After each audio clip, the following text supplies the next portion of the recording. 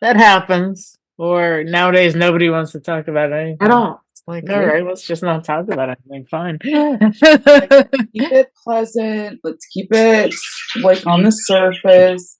Yeah. And that's part of the issue that humanity is having is that people don't know how to, well, number one, maybe recognize their emotions, understand what it is that their emotions are trying to tell them. And without addressing it, you can't, I don't know, it's just compounding pain that just gets exacerbated and it's spread everywhere because I think a lot of us still feel disconnected. We don't feel like we can trust people. Um, Someone always has an agenda, and yeah, so sometimes it's easier to just close yourself off and well off. But really, Hmm. that's not. I mean, I ignored everything for a long time, and my body paid the price for it. And I'm not. There are some things that I can't recover from, and I think maybe people are scared of their own pain. I I Hmm. know sometimes I'm afraid to deal with it because I feel like it's going to swallow me whole, and it doesn't. Not anymore. Not since I've learned how to deal with stuff. It's being able to sit with that emotion, as uncomfortable as it is, and know that that will pass. And sometimes you do need to do something with it. I know I talked about like, meditation, but I think because my mind is just so frantic right now with everything over death, the one thing I think that different types of meditation, like walking meditation, but I was just like, I do a ton of neurographic art. And so like Hmm. that's a way to sit with your pain and sit with things to process. That's because that's the big thing is you have to be able to process these emotions and this energy in order to get it out. Amen, says the bird, since they're quiet. Right. Yeah, I think that's excellent, excellent point. Excellent point. And yeah, and we do need to have more conversations. We need to get our pain out, and we need to acknowledge it, and we need to share it with other people who, especially those people who it impacts or who are impacting us. And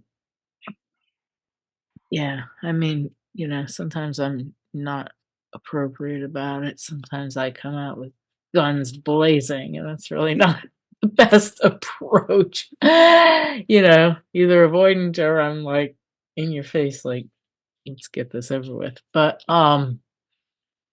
to sit down and have a nice conversation over it, like Donna had a nice conversation, at a restaurant, neutral territory, and and just like sharing the different feelings and acknowledging that we have different feelings and we're coming from different places and different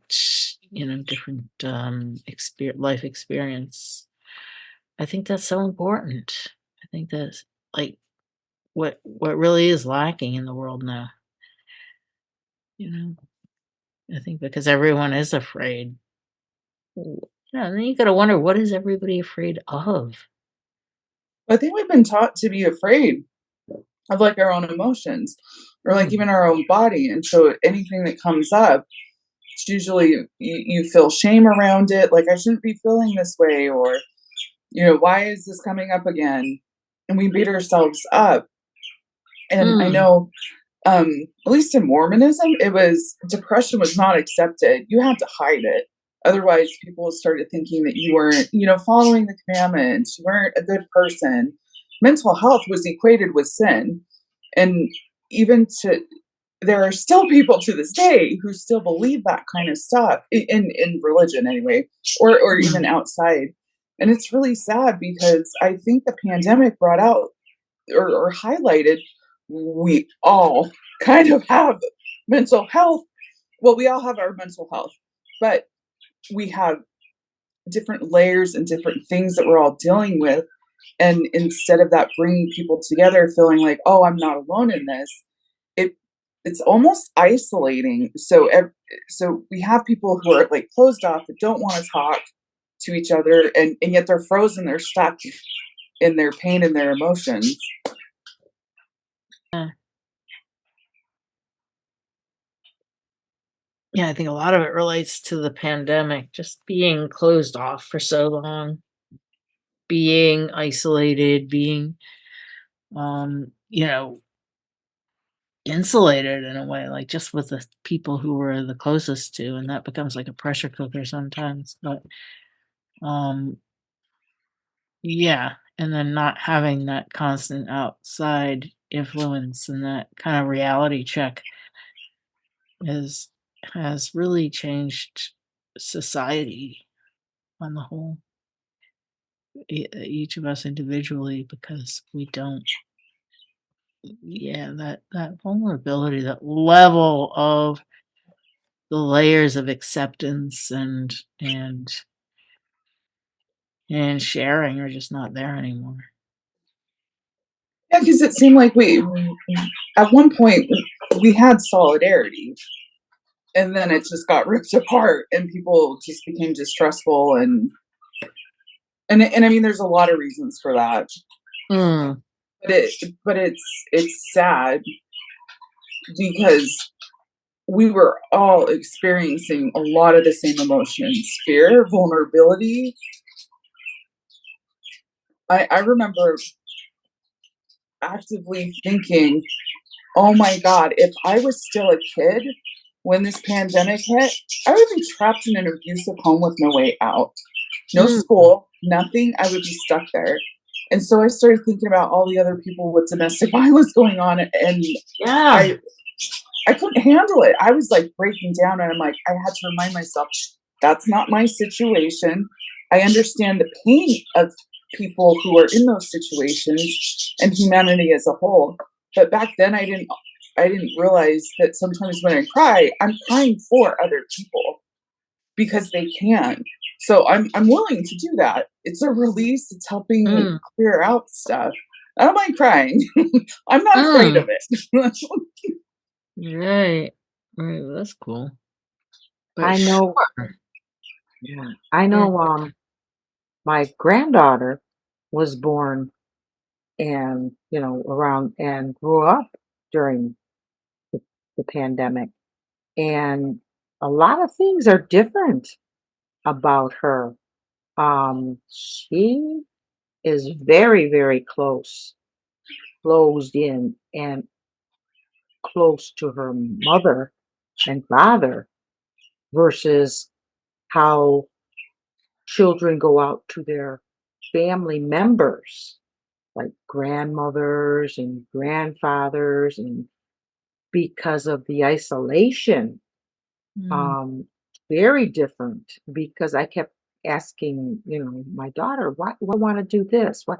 She says, Mom, you have to remember, she was enclosed with us all the time.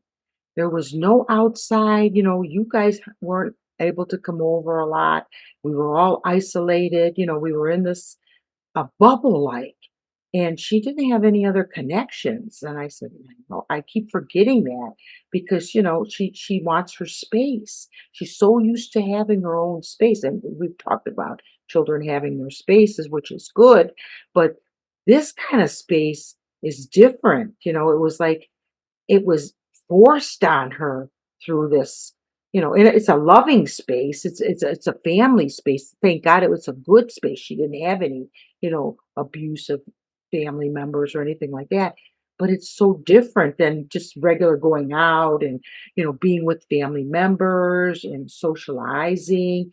You could see a difference in how the children act in that stage. So that played a big part, even in the children growing up and socializing with other family members.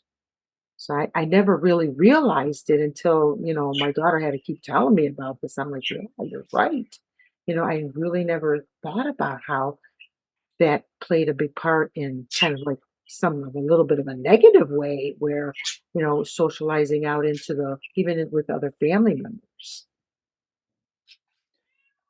I have a question. Does your granddaughter have anxiety? Big time. Yeah, I was gonna Yeah, say, 'cause big mm, time. big time. Okay, Yes. so a trend that we're seeing is I mean, emotions get passed down, right? So your daughter, what oh my god, having to deal with that and Yeah. then giving birth. I remember Yeah. mothers being terrified of Yeah. giving birth and And nobody could go, and all that. Mm, It they're was terrible. alone. It was mm. terrible. Yeah, Yeah. yeah. My daughter has the anxiety, from it, and fear, all the Yeah. fear and all the things and all the diseases and all the stuff that happens, and then we go through all the Mm. vaccination stuff, are we getting that? Are we not getting that? And it's just one big fear. Well, how many people though, and especially since the pandemic. But Mhm. yeah, how many Yeah, people feel a that lot, fear, feel a that lot. trauma from that, Yes, a I lot. mean, there's been some big traumas, like, you think about trauma from like the world wars and then trauma from the depression and trauma from and you think about like how that gets passed down through families, and this is going to be a big one. This is going to be like a huge mental health Yeah, trauma crisis kind of thing that's I coming agree. because so many people are affected. And so many people like grew up, like how many kids grew up not going to school or being terrified of other people or being terrified Mhm, to leave their homes, or mhm. mothers who were terrified to go to the doctor when they were Yep, pregnant, and yep, it's just like all this stuff, all this yep. fear, all this anxiety, and Well, all this and then isolation. criticism and shame from other people based on your decisions too, and Mm, what Mm, mhm, uh, yeah, mhm. Yeah, definitely, definitely.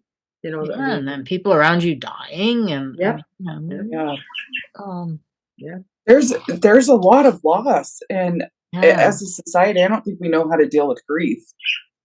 I don't know that we Mm. know how to process it, and for each person, it differs. Yeah, yep.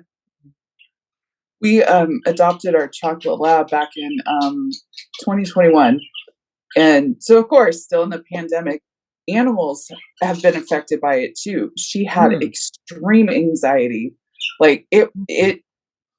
it brought out my own unresolved issues towards my mom. And so it was such a hard time having this loving dog who just wanted nothing but comfort and support, and me feeling like I can't handle this. Like I'm dealing with my own crap. Like I can't even function and like crumbling and emotionally, mentally falling apart because we were exacerbating each other's pain. And so I remember taking her to the vet, and I'm just kind of curious, like how many other dogs experience this or whatever. And the vet was like, "Yeah, we're noticing a lot of this type of behavior in animals. Some of them get aggressive. Thankfully, she was never one. She was just fearful." But she had what is it called? Oh, I forgot the name of it, but it's where she keeps hitting her tail on objects, whatever she's around, doesn't Mm. know, doesn't feel it, whatever, and then her tail started breaking open and bleeding, and Oh, we wow. couldn't resolve it, and so she ended up having to get her tail docked. But Wow. it was the sheer amount of panic that I was Mm. feeling from her, like when we would have to leave and like, but I mean, thankfully she's a hell of a lot better. We're we're healing and mending together. But even yeah, I'm just like everything and everybody was affected, including animals. Mm.